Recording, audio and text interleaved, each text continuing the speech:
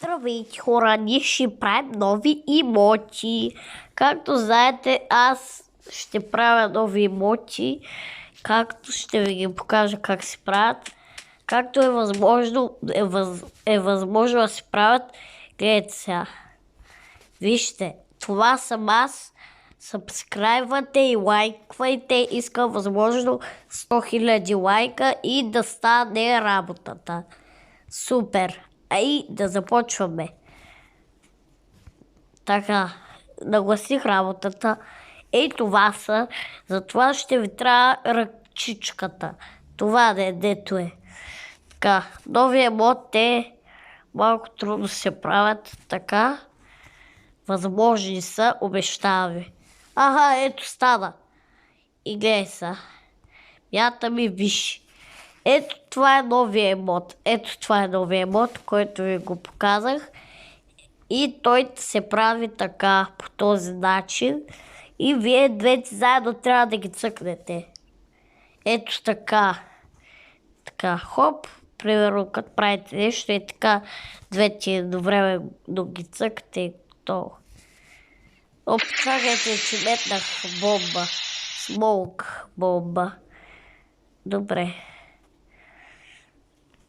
Ще ухакнете и те ще кажа сега да съм сдигнати ръце.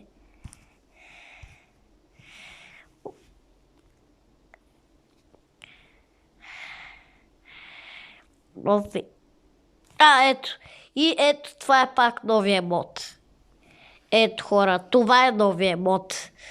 Това е все едно като това чудо, не в Майнкрафт е жълто и се върти като пумпал. Ето това е новия мод.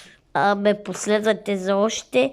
Няма да приключваме тук, не се притеснявайте, защото вижте ми другото видео, което ви показвам как да си отсветите името.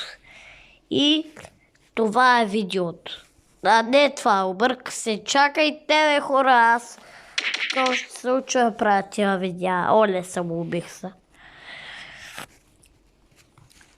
Следващия път, който ще е така кажа с кашон, с някакъв кашон. Кашона. Оп, ето го. Ето в това е бъга. Ето това е бъга и гледайте сега.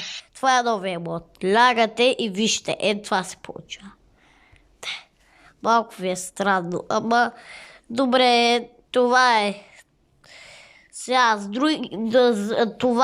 за другите емоти ще продължа. Ще правя друго видео за още нови емоти и ме последвайте. Чао! Това е от мен.